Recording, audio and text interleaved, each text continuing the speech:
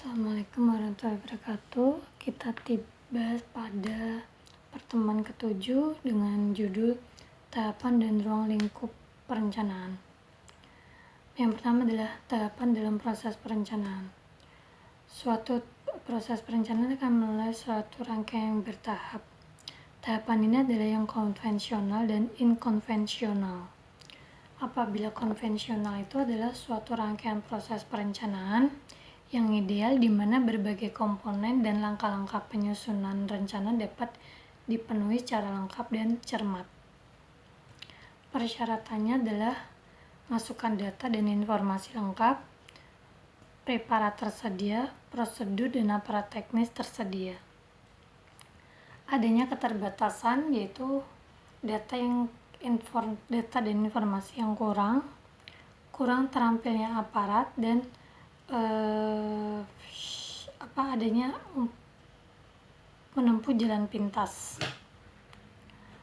Nah, secara umum proses perencanaan konvensional akan menempuh beberapa tahapan, antara lain perumusan pendefinisian masalah tahapan awal, perumusan penentuan sistem perencanaan yang akan dikembangkan, kemudian perumusan data analisis perencanaan, pengembangan dasar-dasar pertimbangan perencanaan, perumusan norma-norma, standar perencanaan, pengembangan alternatif rencana, uji coba alternatif rencana, evaluasi rencana, penentuan keputusan, prosedur pengesahan rencana, proses pelaksanaan, dan evaluasi proyek.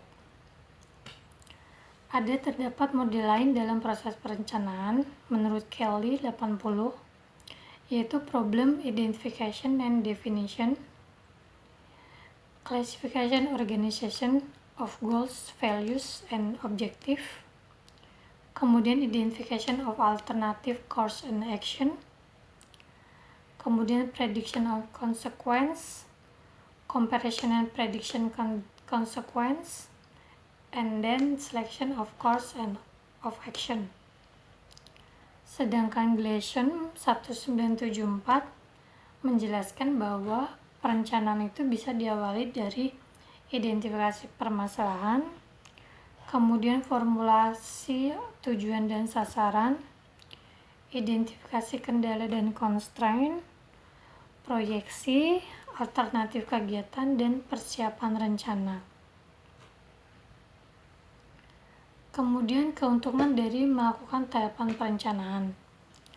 Adanya sarana komunikasi dengan masyarakat tentang rencana di masa yang akan datang, kemudian meminimalisir ketidakpastian, kemudian ada alokasi sumber daya alam yang tepat, dan penilaian secara periodik melalui proses monitoring dan evaluasi. Ruang lingkup perencanaan yaitu ruang lingkup substantif, mencakup materi atau substansi yang menjadi sasaran perencanaan. Kemudian ruang lingkup teritorial. Ruang lingkup teritorial sendiri itu terdiri atas perencanaan sosial, perencanaan ekonomi, dan perencanaan fisik atau aspek keuangan, perencanaan tata ruang. Kemudian ada lagi yang namanya perencanaan sosial. Perencanaan sosial itu adalah segala usaha perencanaan pembangunan dan orientasi dan motivasi kepada segi-segi kehidupan masyarakat. Produknya bisa dikatakan adalah arahan dan pedoman pembangunan pengembangan sosial. Kemudian contoh dari perencanaan sosial itu adalah rencana pengembangan pendidikan, kemudian rencana pengendalian penduduk, pengembangan kelembagaan, pengembangan kemiskinan, dan pengembangan politik. Kemudian dilanjutkan dengan perencanaan ekonomi. Apa itu perencanaan ekonomi? Perencanaan ekonomi adalah segala upaya perencanaan pembangunan, orientasi, dan motivasi ke pengembangan perekonomian. Contohnya adalah rencana peningkatan produksi, rencana peningkatan pendapatan, rencana pengembangan lapangan kerja, rencana kebijakan fiskal, dan rencana moneter. Perencanaan fisik, ada yang namanya perencanaan fisik. Perencanaan fisik itu segala usaha perencanaan orientasi motivasi pada aspek fisik. Contohnya adalah penataan ruang atau rencana tata ruang, upaya untuk mewujudkan wadah struktur ruang dalam rangka mengakomodasi kebutuhan sosial ekonomi masyarakat. Itu adalah wujud dari perencanaan fisik. Perencanaan fisik sendiri itu meliputi ruang dalam arti luas yang menghasilkan susunan tata guna lahan, kemudian ruang secara khusus dalam bentuk bangunan, ruang secara lebih khusus lagi dapat diwujudkan dengan internal interior bangunan.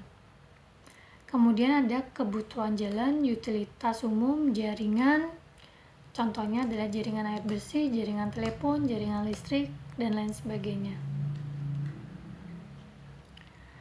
Perencanaan fisik itu memerlukan input sebagai dasar alternatif yang didahului dengan analisis.